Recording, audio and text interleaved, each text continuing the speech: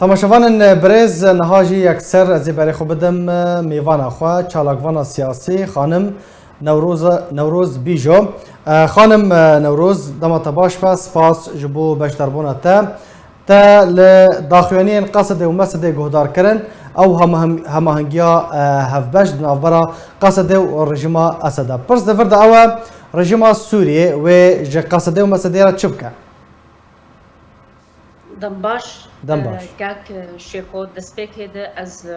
دكتور عبد الرحمن قاسم لو ببيرتينم وك إيروهات ترور كرن لسردستي رژیم فاشیستی ایرانی هر وها کمکوجیا گلیه زیلان یا گلباتور کردستان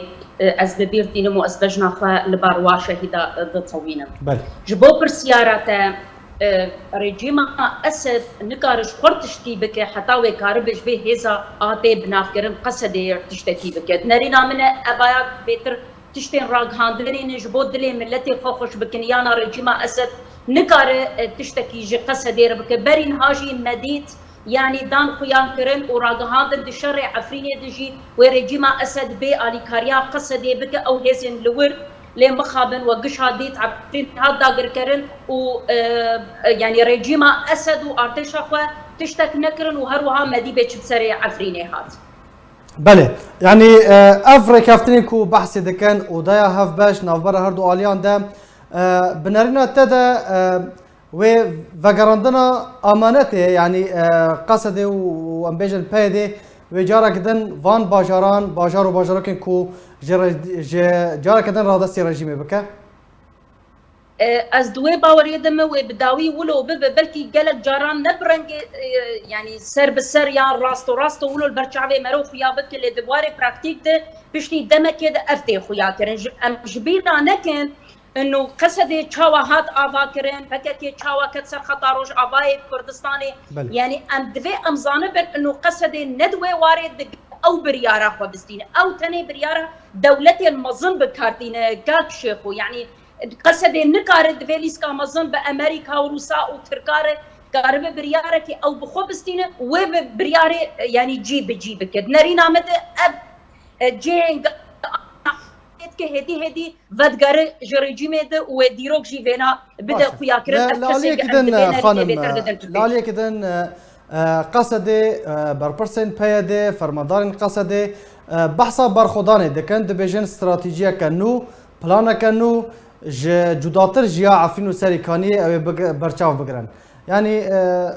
وان داخوانین کو دوی دمه ده دما هستیار ده گفن ترکیه هر دو نمونه عفینو سریکانی لپیش جاوی منه چاواتی خواندن اف داخوانی جبو چنه يعني دما كود بيجن امي برخوداني بكن و شرك انجامي وي هر دياره دوی دما داوين ده قالك التصاريحي وعد سبيكرن جالدار خليل الهام احمد صالح مسلم اف دليل تخبطك سياستها واد هي وبراسي كتنه يعني امبيجن تخبطك يعني الشر نكن والبيشيان ملتي وكسر اللي صار عرضي ماي رو رشتر كيفن ودروتشين در كيفن وبراسيجي ابو ديخو يا كرين يعني يادن قاما قشر بكن شيء او بخود ظانن انه بسرنا كيفن شبركو تير هيزك بحلف الناتو دي ارتيشا مزنه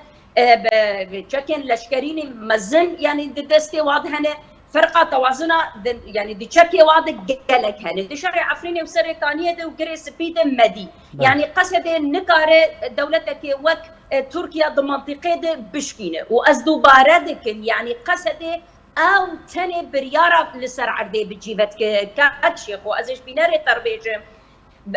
تشتين لسر عردي بين أمريكيان بالدبي خوا وسروكي بري دونالد ترامب يعني قوت اليوم بفيه زهار تاني للدجي داعشي وحتى بوقت مرتزقين او بنافكرن قوون بباريخوان شر داعش دكن يعني كي مثلا تركبن ولا هيسا الدنبه وقت بين لفيه هيسا هانخه ام برابانية برود ناكن يعني امريكي راس مو داخليانية خوده ودقوتني خوده نوك صالح مسلم بري چند روش شارع قهاندكو والله روسا وامريكيا كيرك لبشتا ما خصتون راس بما دركتن روجا امريكي بوار راسن وتصاريح امريكيه خويان انه ام هبالبندي وان تاني دشر دجي داعش ده جبر فيك ازدبينم تخبط بتصاريح واده هنا باش انها تش بجارده تش خيارات بيشيا قصدي ومسدي هنا دنارينا مدى وشري بكن يعني وشري بكن تانيش فوج ملت ربيجن بمنا ضام الشركر وام يعني ابجي دستي ما هاد لي ايمنا از خوازم تم بيجم او ملتي اي قداي دوا ايدي جرك بس با دري و با خابينو كي وانا باو بكن ادو خوازم دريا يعني كانال اثر فينا ماشي بيجي نبتفكر سياسي كردي جرك وي رونا دور المتفرج بعربي بيجن نستين فيدر فتش دستي قصدي وكتكي بستين لروج اباي كردستان قد جار نفيسنا مدلي زي ايرو لروج اباي كردستان وملتي ما دخل شاركيد زاروك بري مزنا زانن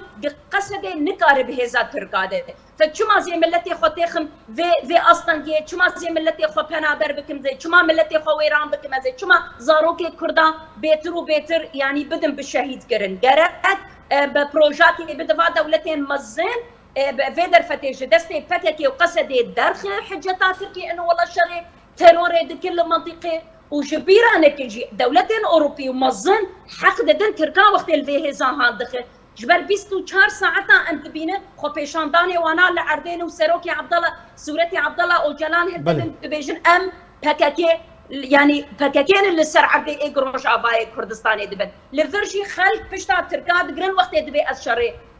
يعني تروري دكم كان شيخو بله باشا خانم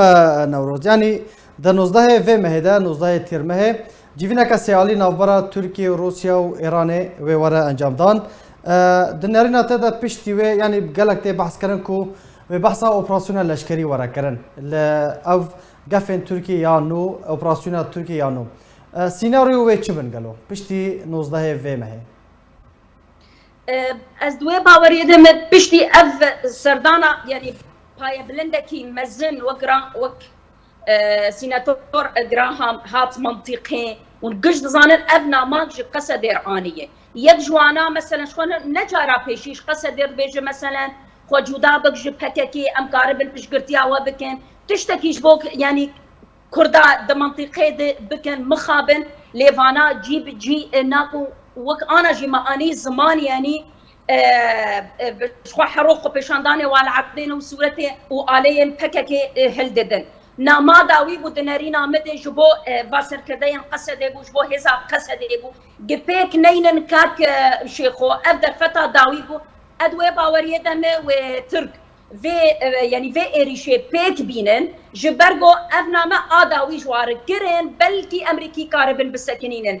قبيا امريكا في جاري نكرن مخابن ووك عفريني وسريكانيه يعني خانم نوروز درفت هي يعني مجال هي کو اپراسیون یان جنبیشن چارەسەریەک هەفبەش وەرە دیتن ئەف اپراسیون نەی ئەنجامدان هێزەکە کوردی جودا لە شوونە ئەمبێژن ئەف هێزە کولوێ دەرێ وەکو تو دەبێژی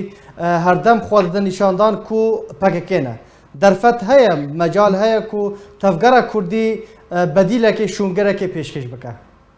شخودري انا مقود كاكشي خوش برفيكي انا مقود جرك تبقرا سياسي كردي لروج افاي كردستاني في حجتي جدستي قصدي وبككي درخي يعني نم معقول تبقرا مي سياسي تاني لبككي وقصدي دنار حتى ولاتي متي داغير كاكرين جرك في حجتي جدستي وعدرخو بروجاكي بشكشي امريكيا بك روسا بك يعني ولاتين هاوير دورا روج افاي كردستاني وقت تركي هيزا ما هي وقت بيشمركي روج كارم برفانيت بر ملتي مدك قاوا بروجاكي بدن دولتي مزن ولا يعني دولتي مزن وقت امريكا روسيا كارن في يعني في ايريشاهان بسكنين چونكي حتى او جلوبال كاس نستين دنارينا مد ترك نكارن يعني بالتناقض تشتي بك لوقت تبقى سياسي كردي وكبري انا مثلا دور المتفرج بستين تاني بنر حتى الشر لحردي تشدو ملتي ما بحنا برد وتشتي للسر عردي وقت بعربي بيجن حاصل قيام وسم وهرتش بده درفت هي وقت تبروجاكي جو دولتي المزن بيشكيش بك وتحجتي جدستي فككي وقصدي لروج اباي كردستاني بستين كاك شيخو نرين نامد وهبه ليان جرنج ام جبيرا لكن دولتي المزن وك امريكا وك روسيا وك ايران تركيا تم لسر برجوانتين ملتي اخوا يعني دقيقينها ام زانين